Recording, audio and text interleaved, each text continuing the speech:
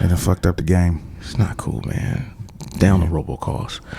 Hey, how you doing today, man? I'm good, man. Your shirt look very pressed and Hey, neat. you know, gotta be fly every now and then. You fired somebody today? Nah. Just walk, clean out somebody's desk. Nah, I ain't do that. I ain't do that. You know, been nice. That's good, man. Yeah, man. So we here again, you know, Super Duty Tough Work. By the time you guys hear this, it will be, well, I got a show Saturday in Denver, but it'll be over by the time this comes out. Yeah, it'll be over by the time this come out. Yeah, I was a little late on the promo. Right. But yeah, you know, anyway, we in a lab. I think I got some Austin shit coming up too. Word. That just kind of got about to get locked in. So we'll see. Austin in November. Nice. I got an EP coming out. Word, you do. What's do. the date? The date we is. We don't be promoting shit on man, here. we suck. And I always think about it like after we're done recording. Yeah. Like, fuck, I didn't mention. What's the date? September 20th. September 20th. DJ Criminal and Illogic's EP. Yeah. What's the name of it? A Change in Mantra. A Change in Mantra. Yes. Yeah. You can get it from djcriminal.com. Yes, sir. You can pre-order right now. Right. And I did 2 music videos for it. Yeah, and they are fire. Yeah. Flames, all flame emojis. If you follow me on the gram, Uh-huh. then you saw a snippet of one of the videos that I did that I just shot. Well, we shot it Sunday, Yes. really. Yeah. And just done. You know what I'm saying? Flames, man. It will be your way soon. So the record comes out in like less than 2 weeks, right? Yeah, 2 weeks. No, the 20th. The Today 20th. is the 13th. Yeah, so 7 days. So this time next week, Yeah. when you guys are hearing this, Yeah. go to djcriminal.com and pre-order, download, Bandcamp, the whole shit. Yep, it's Physical all there. shit. Support Illogic, you know what I'm saying? Yeah. Because we don't be promoting our shit on here. Yeah, we suck. We forgetting. Yeah, all bars, though. All bars. Yeah, so you know the record's dope. Check it out, and shit. Yeah, word. That's it, man. Yeah. Peace. Thanks for coming out. God bless you. Good night. God bless you. Good night. Yeah, get our Russell Simmons on. So this week we got a fan submitted suggestion, and that's one I feel like I didn't completely write down his name, which sucks. But this was basically one of our listeners wanted us to talk about. God damn, fucking fuck. Gnats. You missed it. Oh, maybe you got it. I didn't get him.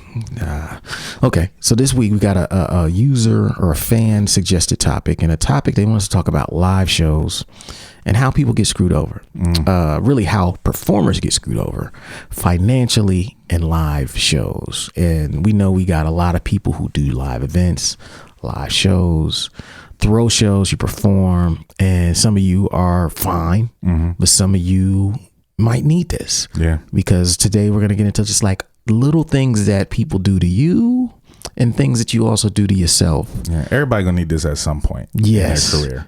Yeah, you're right. This will be for future reference. Yeah, everyone. Forever. Yeah. You know, and so we're going to get into that thing, whether it's someone else doing something to compromise your money or you doing something to yourself to compromise your money. We're going to talk about that today. Yeah. And we'll take a break and we'll be right back. Word. We got you stuck off the realness, the most infamous, you heard of us. Official podcast murderers, the show comes equipped with viewpoints to share. Grown man ideas for all those who care and wanna grow, so go ahead and download.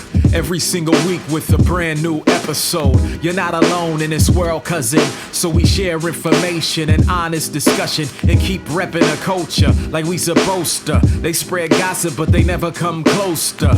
I can hear it inside their tone. They talk about the industry but never left their home. You get laced up with bullet points and such, plus empowering topics that they never would touch. You can put your whole network against the team, but Super Duty Tough Work's the MVP. Most valuable podcast on MP3. Priceless info, but all of it's free.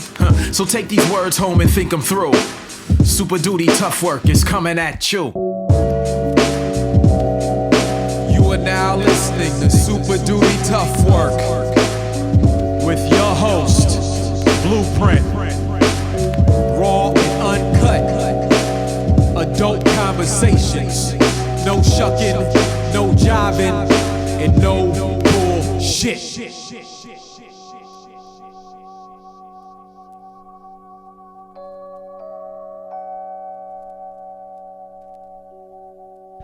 Okay, we're back. Super Duty Tough Work. This week we're talking about how performers get screwed over. for all you people playing shows out there, we got 10 joints, hot fire bullet points, ready for that ass. Yep, loaded in the chamber. Number one, way performers get screwed over, and this is a controversial one, but it shouldn't be. Pay to play. Pay to play, for those who don't know, is when a promoter books an act, typically a big act, and then they basically solicit artists from their scene to open up. But the condition of opening up is that the artist has to pay for a slot. So the bigger the artist is, the more you have to pay to open for them. And you get tickets to sell. If sometimes they don't do that, do they? Nah. Like, I feel like they don't even do tickets. Makes more sense. I remember me and Brew talked about that. Tickets make sense because at least you can make some money. Yeah, you can make your money back. But without the tickets, it's like they're just charging people. So you'll see guys like, I've heard of guys like if a large act comes to town, people are paying $500 to $1,000 for like 15 minutes. 15-minute set. Yeah, that's it. Yeah, you know, it's not even like you get to go on necessarily before them. So you're paying $500 for a 15-minute set, and it's becoming very common now. And we are adamantly against pay to play. Yeah, it was just really like starting to gain a lot of traction when we was in our heyday. Yeah, you know what I mean? We're like, what is it? Nah, we putting on our own joints. Yeah, you know what I'm saying? We doing we good. Why would we do that? We good. No, fam. Yeah. So like now you have a lot of artists. The worst thing about pay to play is that, like you're saying, because it's been going on for a while, you now have a segment of the artist population who don't know no better. Right. They think that the way you get the good opening gigs or you get in front of people, period, is to pay some guy to give you a 5-10 minute slot. You pay $500,000. And their rationale is, okay, well, I'm paying $500 or $1,000 for this, and they're going to put me in front of, 500 people, 1,000 people. That's a good investment. It's an investment. It's promo. And, I don't agree with that. I disagree highly. And let me tell you why pay to play why it falls apart. One reason is because, okay, let's say you pay to get in front of a bunch of people like that, like somebody else's crowd. Most artists don't have a stage show that is designed to capitalize on making new fans. True. So like to get in front of a new audience that doesn't know shit about you, didn't come to see you, and can't wait till you get off stage in just 15 minutes, you have to have a top tier stage show. Yeah, shit got to be tight. Ooh. Hot 15. Ooh. And you gotta be moving and flames. Yeah, you gotta be hitting on everything. A lot of people's stage show is not that. No, it's just rapping. It's just rapping. Just rapping. Over their vocals sometimes. Very little engagement with the crowd. No routines. Yeah, they do nothing to set themselves apart from the other artists, whether it's how they look, how they talk, their personality, and they are not able to win over new people. And so they shouldn't even be thinking about paying to play. Right. Because you don't even have a stage show to win. That's one reason why I hate it too. Like, you're in the hole $1,000 before you get on stage. Right. At someone else's show. Right. And God forbid, people actually come out, that you talk to. You could have made that yourself. Right.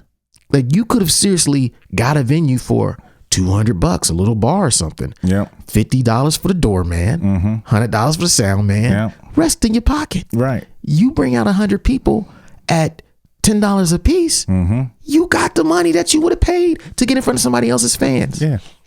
It's like some grass is greener shit. Like, Raekwon's fans is more valuable than mine. Right. Or J. Cole's fans are more valuable than mine. It's like, no, man. Build your shit up so you don't have to pay to play. Yeah. It's not smart. No. It's not a smart way to do business. Because like you said, you put yourself in a hole from jump. And if you're paying to play, most likely you don't really understand your own fan base. Come on, man. So you could be in front of the wrong fan base. Thank you. That's not gonna fucking pay to buy a CD from you in the first place. So you just gonna be in the hole. Say it again. It never works out. It don't work out that way. You got to learn your own fan base to even make it even a viable, investment. Because I think the thing is, if someone has a following already, you know what I'm saying, and you already bubbling, and you know your crowd, you know your audience, and you getting in front of people that would vibe with your music, and you got a good crowd anyway, and you got money coming in anyway, and you drop 500 on the opening slot. Right. If it makes sense, it makes sense. Not saying that nobody should ever do it. I don't think it's a good idea personally. Yeah. But if you understand what you're doing, if it's a strategic move, then make that move. If say this cat's label is talking to you. Yes. You know what I'm saying? Or something. And it's like, yo, I want to get on this show because I'm trying to get on with the same label. Yeah. Then it makes sense if you're strategic with it. But most cats just want to rap. Yeah. They just want to rap. They do. That's it. And like you're saying, the real thing, like you pointed out, like, no consideration for whether their style actually fits that person's fan base. Yep. That's where I see the biggest mismatch. It's like, wait a minute, you're setting yourself up to fail because your ego won't allow you to see that your music don't even sound like theirs. Yeah, you do trap music. You trying to open for Lupe. You know what I mean? Paying $1,000. Yeah, paying a G. Just give me that money. Right. I'll do something cool with it. Right. And I think, when you're an independent artist, $1,000 is a lot of money. Oh, yeah. 500 is a lot of money, man. You could press up an album for that. Yeah. It's not like you can get, 50 fucking t-shirts, fucking 100 CDs. Yeah. Like, you could put that money into things that make you money. And I don't think that that's a wise investment for pay to play, man. And something else, when you're talking, you kind of made me think about is like the whole curation aspect of it. Right. So when you have people on these pay to play shows, you don't know who else is going to be on that show. Right. Motherfuckers could absolutely suck. Right. Let's say you pay to play and you're playing 3 slots after doors and 3 slots before the headliner. Now, there's going to be people there when you play, but what if the first 3 acts are god awful? Right. And what if the last 3 are even worse than the first 3? You get lost in the sauce. You get lost in the sauce unless you got a stage show that makes you shine. Yeah. That's the only difference. That's the only thing that can possibly set you like apart. Like a tour ready stage show. Right. Like if you haven't toured and you don't got a real show, you should not be playing that game, man, because you're going to fucking lose. Yep. So that's number 1, pay to play. Artists get screwed over. Number 2, not throwing their own shows. They scared. That's what it is, man. Like when we were on tour, the most nerve-wracking time is the time between sound check and doors. Yes. And if you got your own money put up, yes, you will pull your fucking hair out during that time. Right. Because when doors open and there's no line, 3 people trickle in. Man, that's looking bad tonight. You know what I'm saying? Like, do you still fuck with me? Yeah, that shit is fucking that. But you gotta take that risk. You gotta believe in yourself. If you don't do it, nobody else will. Yeah, and the reason we stress throwing your own events is because throwing your own events shows you firsthand how the economics of a show works. Oh hell yeah! For most people, the only reason people pay to play is because they truly don't understand the economics of it. Right. If they knew that the economics would be so heavily in their favor simply by, putting their own money up, they wouldn't pay to play. Right. Motherfuckers are paying to play because they seriously don't know where the money comes from. Exactly. They think it's their job to pay for the headliner. Right. Like, no, there's people coming in the door. The money you're paying to play is going in the promoter's pocket. Yeah. The headliner so they can recoup. Yeah. They don't even the act don't even see that. Yeah. And so when you throw your own shows, you get to see, oh, this is how much flyers cost. This is how much fucking posters cost. This is what it takes to put these joints up all around the city. And it's okay. I started the Facebook event myself. You get a firsthand account of the effort that goes into a show. Right. But then the benefit of that is because you put so much more in, you get way more out. Exactly. So you risked money, but now you get to make money that no one else makes. A lot of artists don't make the money from performing because they don't put their own money up. Right. They don't throw their own motherfucking shows. And as a result, their business is terrible. Exactly. Always playing catch up. Exactly. And so that's number 2. Okay. Number 3. Okay. Yeah, we're back. Okay. Number 3. Playing for exposure. Right. Quote unquote. Yeah. The thing about this is this is one of the oldest tricks in the promoter bag, where they got people out, that it's going to be a crowd there, and when you approach them to play, they're like, I ain't got nothing for you, man, but you can play if you want to. These people there, right? It'd be some pretty good exposure. It'd be a good look. Yeah, that's it's a good look for you, man. Yeah, man. Shit. And then from there, you want to be in front of people. And I think the reason people go for the whole exposure thing is because they have not figured out what they can do on their own. A lot of times, just because you can play in front of a room, I can say this from going out and opening for bigger acts, that just because you open for an act doesn't mean that you're going to convert those people into fans. Right. But there seems to be this thing where people think, oh, it was 200 people there, I'm going to make 50 or 100 fans. Right. It doesn't necessarily work like that, man. Nah. Like, you gotta be, you're very lucky to pick up anybody, but promoters will sell you on this like, oh man, it's just for exposure. And the worst part is because you don't know your draw, you don't know what you're capable of, you keep going for it. Right. The only way you find out your worth is to actually do something outside of their system. Yeah. To do something by yourself. You play a room, you do this small room by yourself, you figure out how many people come out. Okay, last time I played, 50 people came out and paid $10. That means I'm worth $500. Like, right. That's it. Yeah. And the exposure thing, it really doesn't work unless you're going to that same market multiple times. Yeah. So if you're touring regularly, then people used to seeing you, then you pick up fans. It don't never work. No matter how dope you are, it usually doesn't work the same night. No. You know what I'm saying? Somebody may buy a CD, may not, but they may never come see you again if the shit ain't fire. So, it's something that you have to work towards. Like, playing for exposure is not necessarily worth it from a jump. Yeah, and I also feel like a lot of artists do it without, like you're saying, they're not strategic about it. Right. Like, and I don't want to give the impression that there's nothing wrong with playing a free show. Yeah, there's nothing wrong with that. We play free shows for our friends, family, everything, we played, we did Greenhouse at Marshawn's, your cousin's birthday party. We do this shit all this. It's not like some shit we're like, absolutely not, I gotta get paid. I think that when you're putting out a project, you have to be strategic. You should have it planned out ahead of time. And your free things have to be set up in a manner to where they don't compromise your paid opportunities. Exactly. And what I see a lot of times is people play for the exposure so much that they start to eliminate all the paid options. Yeah, they don't even look for them. No. They stop looking for them. Let me just get on stage. Yeah, I just want to get on stage and rap. Let me just get in front of some people, man. Can I get on? And the thing, I guess we'll get to the next one about playing for exposures, that it leads to number 4. Yeah. Which is playing too often. In the same place.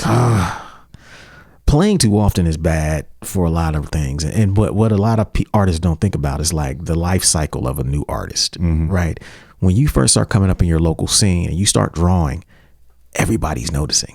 Right. Everybody's saying, oh, who's that? The venues are noticing. Your fans are like, oh, that guy is fucking dope. So let me get him on a show. So now all of a sudden you got all these new requests to come fucking rap. And what do? You say yes to every goddamn one of them. All the time. Because you hungry. You know what I'm saying? You got to be smart when you're hungry. But being hungry sometimes is to a lot of new artists' detriment. Yeah, because like that hunger makes you say yes, yes, yes. Next thing you know, you're playing 4 to 5 shows a month. And the people who are allowing you to play too often, they want you to do that. They're gonna let you destroy your draw. Yeah, burn yourself out, wear yourself out, make the fans get tired of you. You think they're gonna tell you to not take a show? Right. They need you to sell some tickets. So they're incentivized to put you on as much stuff as possible as long as you draw. And with the same thing that happens at every act, they do that for a year. And then a year later, their draw is awful. That first year when they came out, all their friends came to every show. They had some fans who were excited. A year later, after playing, they know that they can see you any fucking time. Yeah, it's not a novel. You become a novelty act. Yeah. So it's like this, and this is one that you cannot blame this completely on the promoters. No, because as a promoter, you got to know what they want. Their goal is to put as many bodies in the room. Yeah. Your goal is to protect your draw and make money. Yeah. And sometimes these two objectives are in conflict. Very much so.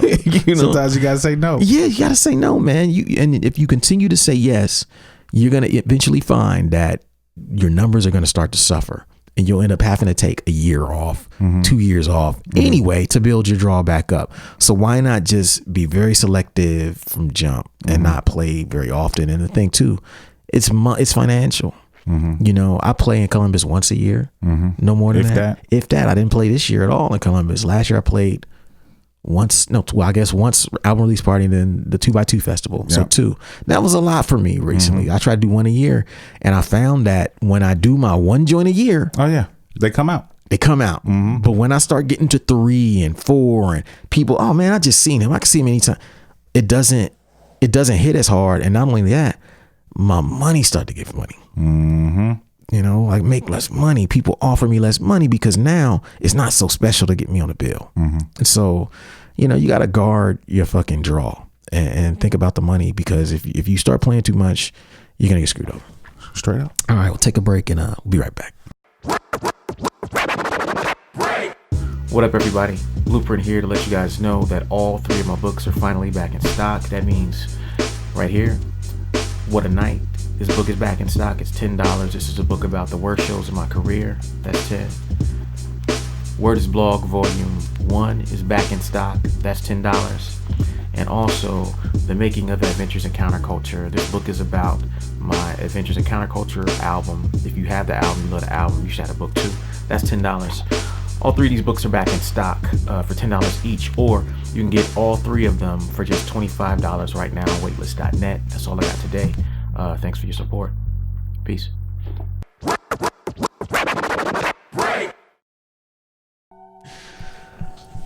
All right, we're back. We're back. Super Duty Tough Work, live and direct. This is one for all the performers out there. No matter what you perform, what your instrument of choice is, what your craft is, all these rules apply. And this is how you screw yourself over and how people screw you over. We got 4 down. We got number 5 coming up. Number 5 way that performers get screwed over is they open too much. Right. What I've seen of people who open too much, and I've opened in my career, so I'm not knocking opening for other people. Opening can be good. It can be good, right? When it's a good fit and it's some people whose music aligns with yours, you can be in front of some great people. I mean, I've taken people on the road with me who converted a lot of my fans into their fans, you know, so I know it's a good opportunity. The problem is when you open too much, psychologically, people start to see you as just an opening act. Support. Man standing next to the man, standing next to the man. Right. Like, you're never that dude to them because they're used to just tolerating you. Like, yeah, he's always opening for everybody. Yeah, he's all right. He's all right. I mean, he's from here. We support him, but we can see him. He opens every week. Right. Like the way that fans talk about people who open too much, I wish they knew, because it's not very complimentary. Nah, it's not. You know, and guys sit there and they're just like, oh man, I'm just going to keep taking these gigs, and you take them and you take them. And then, you know, you go years and years without playing your own show. Eventually people, they don't see you as that guy. And it sucks because a lot of cats get comfortable because there's no pressure to open for somebody else. You know what I'm saying? Like when you don't have to draw necessarily, you know, to get the bodies in the room. Yeah. The pressure's all on the headliner. Come on. So you just get in front of a crowd, and what does that really do for you? Right. In the long run? Right. Nothing. Right. Yeah. Yeah. If you got no pressure, then you're just like, well, you're not promoting. Right. And you know what's sad about this whole situation of when you're opening too much, it only happens once you know your scene really well. Right.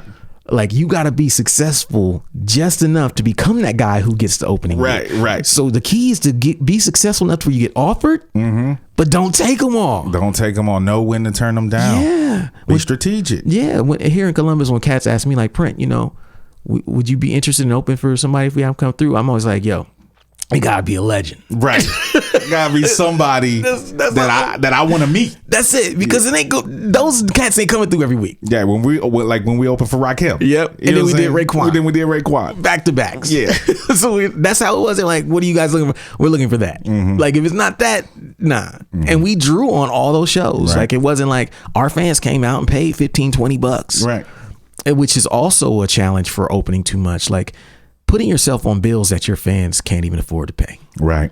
You know, when you start looking at the average ticket price for a medium to large size headliner, it's at least $20. Yeah, easy. Like if you haven't had a show where people pay $5 to see you, come on, that's a big ask. Yeah. You know, so, you know, you got to be careful, man. But strive to get to the point to where people offer you all the opening gigs, and just be very selective. Like, yeah, that sounds dope, but I'm a pass because that ain't exactly my shit. Right. But that shit, we on the same. I'm fucking with them. Put me on that. Yep. Yes, I'll do it. Yeah. You know, because the thing too, opening is very similar to the playing too much problem. That the more you do it, the less you get paid. Exactly. Obviously, openers are not as important as the headliner, so you don't got a lot of leverage anyway. I found that the best way to be an opener is to have a strong history of headlining. Right. Because once you got a history of headlining, like, okay, we know that this guy is good for whatever. Even if you say, okay, every time he plays, he gets 50 people. Then they know that when you play with them, you're going to be able to get 25, 50 people. Especially if that act is aligned with your fan base. Right. Then you probably get more than usual because everybody wants to see the headliner. Anyway, they're like, oh, the headliner and my dude playing. Yeah. Let's go. But if you can't find that alignment, then...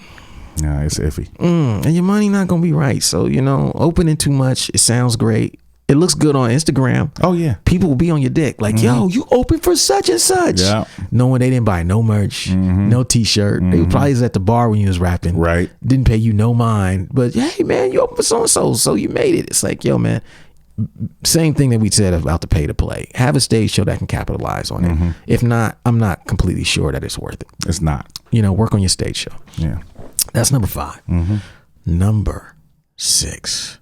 This is something that almost ran on me. Really? Yeah, but it was in a different sense. So, okay. Number 6 is having to apply.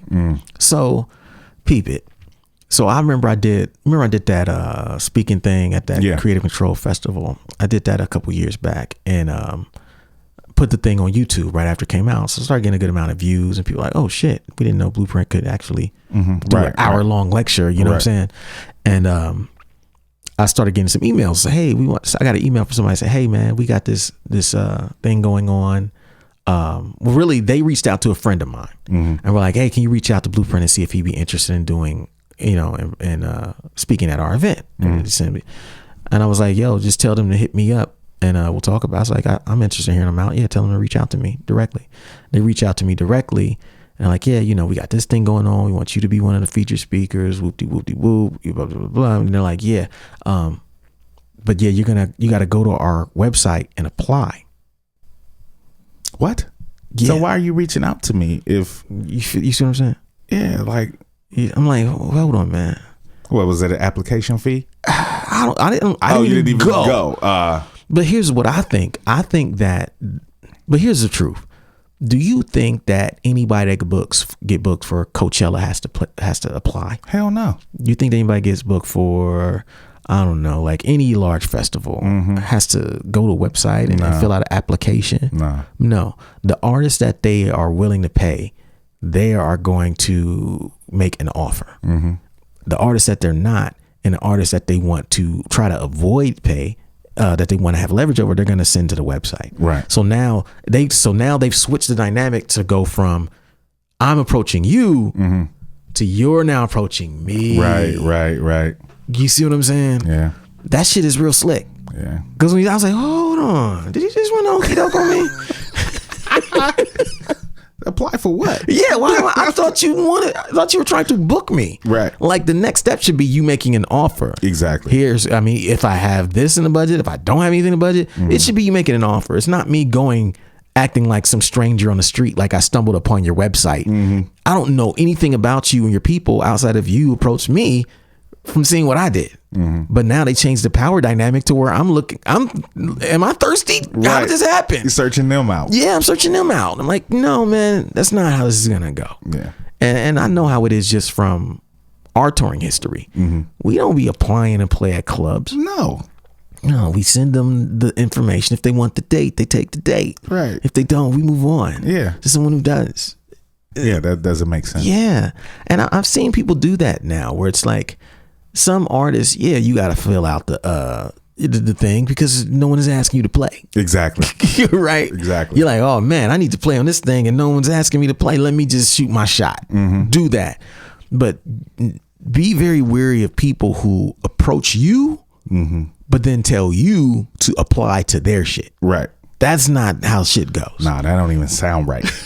That don't even sound right. You know, that don't even sound. I don't understand why somebody would even be like, all right, cool. You know, like that don't even. It don't even make sense. Yeah, it doesn't. It don't make sense. I was confused. Yeah, I was like, hold on, bro. Like what? What just happened here? Like what? Am I gonna work? What? Like, is this a full-time job? Like what are you doing? I'm applying to perform after you explicitly emailed me and asked me to perform. This makes no sense. Right. Like, no, man, if you are asking me to play, to speak, whatever the fuck, then just make the offer. Yeah, if you want it, you want it. If you don't, you don't. If you don't, then I'm cool. I don't need to do it. Right. You know, I'm not thirsty like that. But, you know, I think that's some new shit that cats are getting hit in the head with. Yeah, that's whack. I ain't never heard of that one. Yeah, it happens, man. And, you know, sometimes you're like, look, man, I'm not applying to anything. Right. Either y'all want it or y'all don't. Yeah. And if y'all don't, that's cool. It's no disrespect. But if you approach me, then you need to approach me fully with the same respect. Don't try to change it and make me chase you now for an opportunity that you presented to me. Okay, that's number 6. Okay, number 7. And this is a controversial one. Yeah. People ain't going to like me saying this. Number 7 way performers get screwed over is fundraisers. Yeah. Man, look, I've had so many talks with other artist managers and people about fundraisers and how we were having this conversation. Me and April were talking about like how, shout out to April Colsar, you know, it's been on the show before, about like people approaching bands. And they've done the same thing with me to play fundraisers where everybody's getting paid, but the performers. Right. So the people who work for that organization, they getting paid to be there. Sound man, he getting paid to be there. Catering, they getting paid to be there. You know what I'm saying? Doorman, he getting paid. Security, he getting paid. The people who made the flyer and all, everybody's getting paid but you. Right. Is that right? They get them all the time though, man. Like, I mean, and it's crazy because it's not something to completely avoid necessarily. Right. It all depends on what the cause is and if you're down with the cause and all that stuff. Okay, whatever. But sometimes cats just be trying to pull the okie doke, you know, and it's really fucked up. It's disrespectful. Yeah. Like, I remember one time I was really sitting there thinking like, wait a minute. You getting paid by the hour and you trying to convince me to do this shit for free. Right. Like that, for a good cause. For a good cause. Like, you work for them. You don't volunteer for them. Right. Like, isn't that really fucked up? That'd be a completely different scenario. Yeah. If everybody was volunteering their time. I'm with it. That's a whole different conversation. Yeah. I feel like that. What I found is when it comes to fundraisers, and a lot of people are not going to like me saying this, but when it comes to fundraisers, the musical acts are always the only people expected to sacrifice. Yeah. They always want the band to play for free.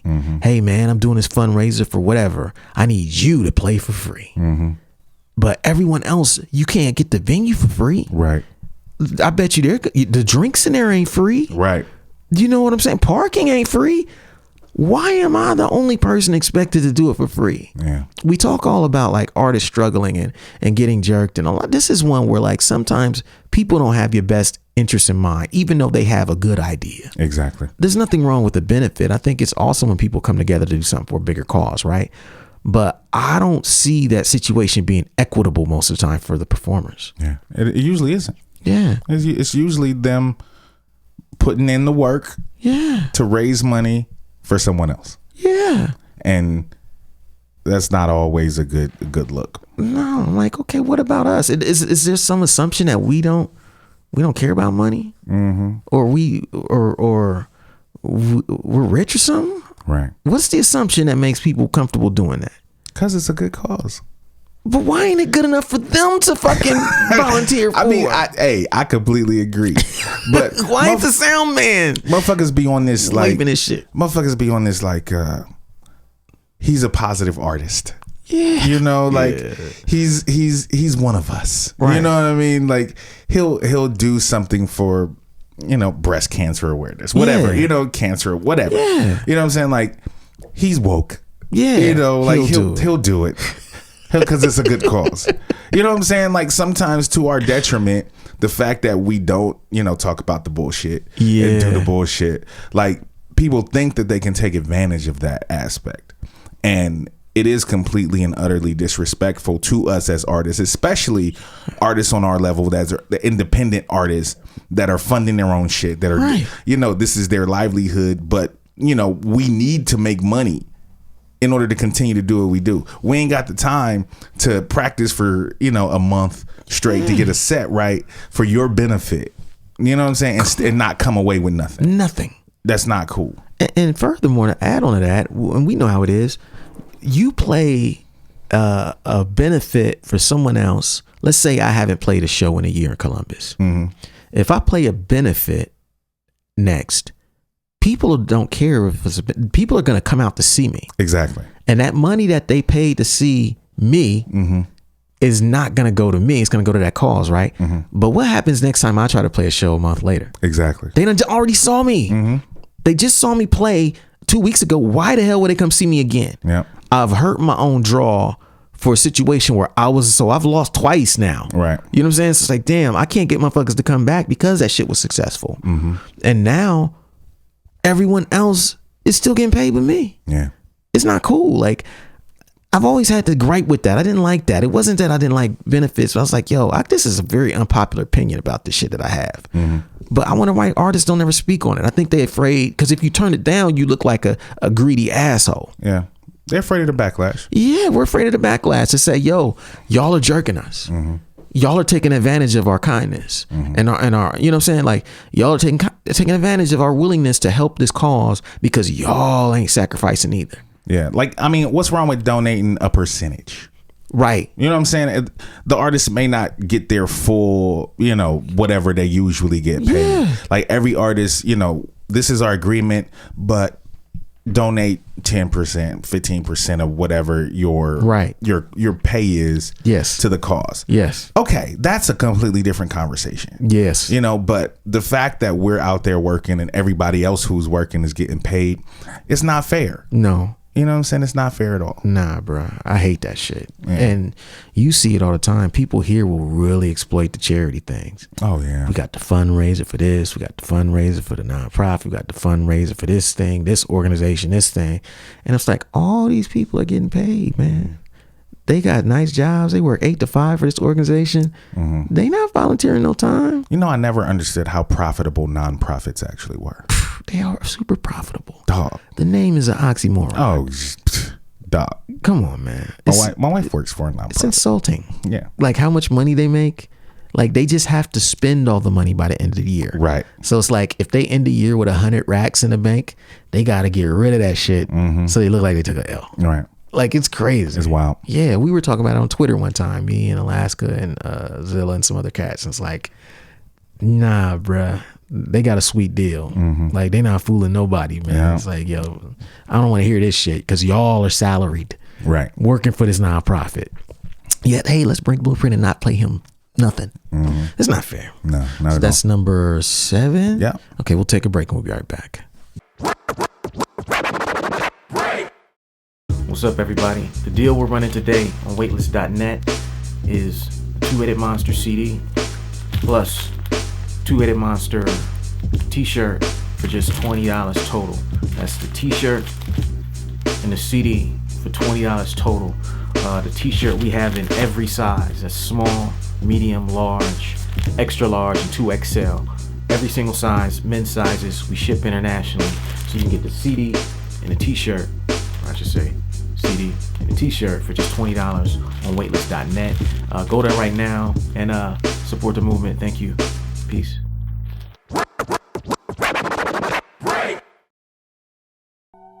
All right, we're back. Mm-hmm. Super Duty, Tough Work podcast in the building, talking about how performers get screwed over. We've been running them down. I hope y'all taking notes at home. Yeah. I'm going to talk about number 8 now. Number 8 way performers get screwed over, and this is one that most don't even know. And this is no Backend. Yeah, new cats don't even know what. Like, I didn't really understand what Backend was until my first tour with Idea. Yeah. And when, everything was being explained, and it was like, so if we break this threshold, then we get a percentage of what?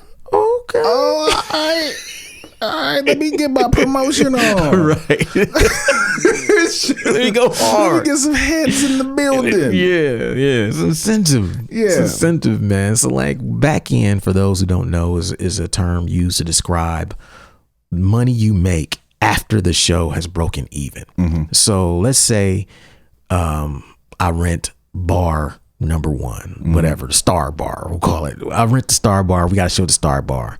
All the costs to throw our show are $300. Right. So whether that's, let's say they guarantee you whatever, $150 to play, and they got $150 in costs. $300 are the total, right? So what happens at $301? Right. Well, people who don't do Backend don't see any of that money. Right. You get your $150 and you out. That's it. Yeah. That's okay if the show underperforms. Right. So let's just say 30 people come out. Right. That's it. $10 a head, 300. They got their 150. You got everyone's cool. Right. But let's just say 300 come out. Right. Okay. Now, if you didn't negotiate any Backend, yeah, you lost. $2,700 lost. Gone in that promoter's pocket. That is the importance of Backend. Having a Backend deal allows you to be paid proportionally to the show's success. Right. And sometimes that's more important than the upfront money. Yeah. Like being in a position to get money when things go well. Right. You need that. I've had shows where I didn't have no guaranteed money, but I had a door split. Yeah. And made a gang of money. Yeah. Killer.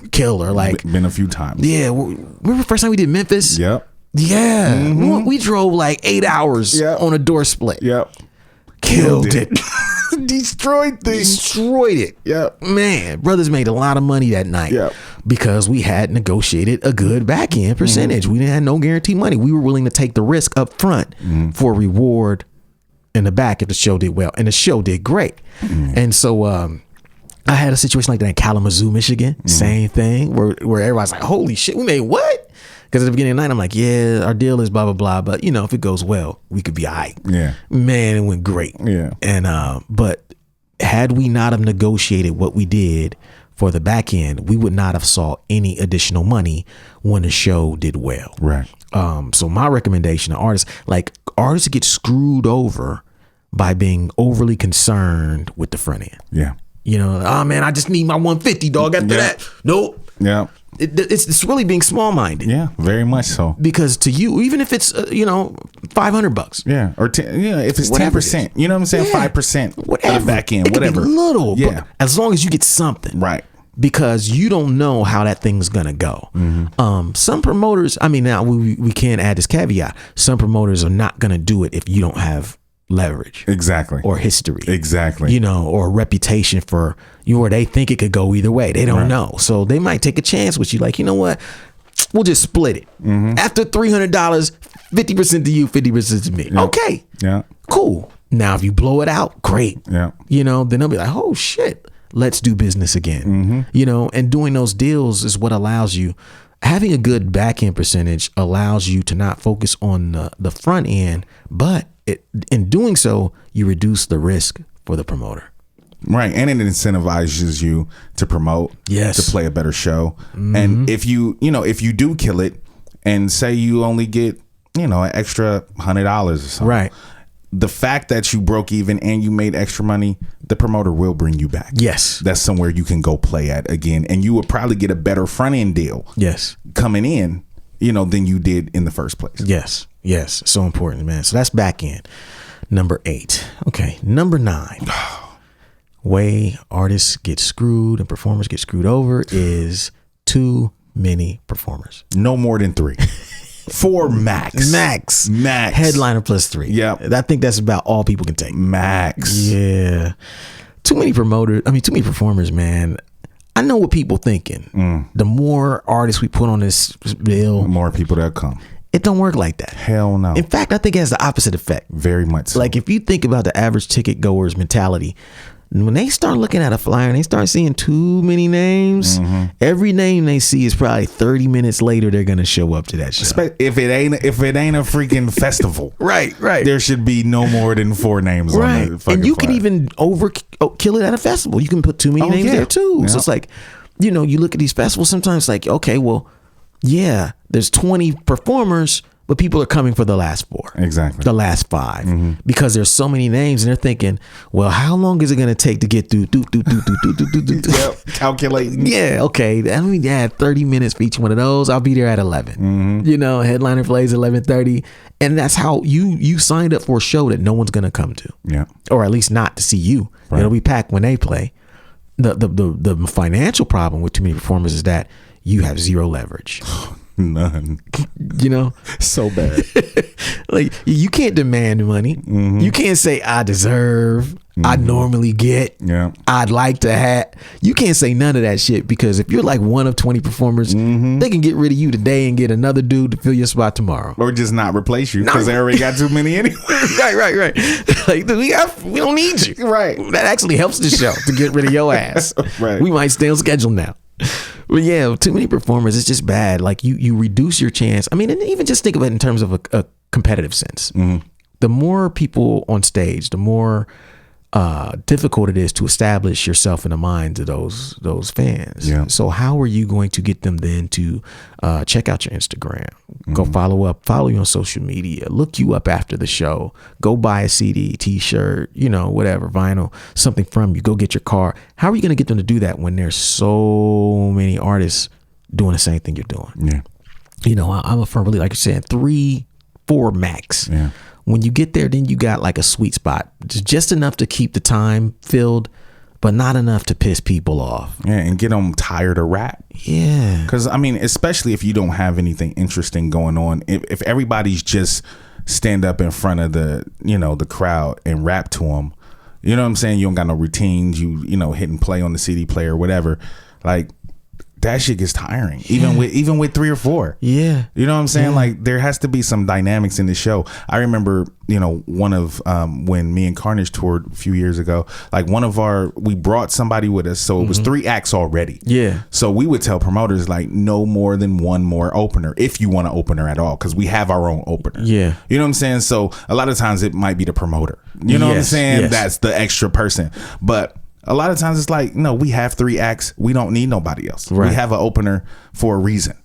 You know what I'm saying? Because we want our show to be tight. Yeah, but you know how it is. You show up with 3, they got 6 waiting on you. Nah, bruh. Like, we already got like 4 cats and y'all 3, and then you end up not playing till 1 o'clock in the morning. Yeah, half your fans leave. Yeah. Just came to see you because it's too late. Yeah, there's just not a lot of good that can come out of too many performers on the show. I'm trying to struggle. Like, what is the benefit of it? I think it falls under the, you hope you'll get exposure, but I don't think that those situations are good for opening at all. And a lot of times those are the pay to play joints. Yeah. You know what I'm saying? 10 That's minutes, why 10 minutes. $500. Yep, 10 minutes. Yeah, straight up. Yeah, when you do the math on the pay to play, let's say they get 10 openers to pay $500 for 10 minutes. Dog. They've made all their money back without selling a single ticket. And then some. Yeah, off of just the people who are so thirsty to play. Like I would feel like shit if I was a part of that. Right. Like, damn. We jerking these. Yeah. We stroking. These motherfuckers get stroked. I'm part of it, you know? So that's number 9. Last joint. This is probably the most important. I know. So many people fuck themselves up. Go ahead. Yeah. Number 10 way performers get screwed over is no merch. Say it again, man. No merch. Come on, bruh. No merch. Come on. Where's your merch at? What's the purpose? You explain in front of people. You have nothing for them to leave with. No, nothing physical. Nothing to sell. You're too cool to sell anything. I don't get it. Why? Especially if you playing for exposure. Yes. You What's your business model? What's your business model? Or are you paying to play? Right. How you gonna make your money back? Thank you. Come on. That's why it doesn't make sense. If you're paying to play, you better have your merch game right. If you're playing on bills with a bunch of performers, you better have your merch game right, because that is the only way you're gonna make a dime. Exactly. Exactly. People, they sit there, they basically shut off every other avenue of making money. Mm-hmm. And then they take a show, and then when it's time, they have to take these shitty shows, and you don't have any way to make the money back. Yeah. You know, we found that we can go on tours and make money because in ways a lot of artists can't, because we have our merch game. Yes. Our merch game is not to be played with. Yes. You go to the merch table, we got the baller ass spread. I got the motherfucking vinyl right there. Right. I'm hitting you with 3 books. I'm hitting you with at least 4 to 8 CD titles. I got my email sign up list. I'm gonna hit you with that. I got T-shirts, you need apparel. I'm gonna have 2 or 3 joints. Right. Different color variations. Stickers, you know what I'm saying? I got the whole baller ass spread just laid out, looking professional. Yeah. Because I know that I can't just count on show money. Even though I get show money. There are artists who don't even get show money who won't do the merch. Which doesn't make any sense. What's the reason? What's the reason? If you're not getting show money, you have to be on your merch game. Yeah. Because that's what allows you to make up for taking those chances with pay to play or playing on shows or playing too much. You got to get your merch game right. No Backend. No, you know Backend. Yeah, like, come on now. No, having merch helps offset almost everything here. Everything else. You know? Everything that makes you lose money, having merch offsets. Yeah. So like if you want to get your money right as an artist and you're performing, and I don't want you complaining about what people ain't paying you. I want you to focus instead on, what am I doing to allow people to buy from me? Right. What am I selling besides my image on stage? And follow me on Instagram. Peace. You know, have to get done. Fuck that. No, go to the merch table. I got the killer spread over there. Yeah. You need something over there. Yeah. Whatever. Just let me get your email address. Something so you get something out of that transaction. We're doing it. Fools are getting nothing out of the shit. It never made any sense. I've been on tours with dudes where it's like, you don't got nothing? Nothing. Like, you don't got, like, nothing? Nah.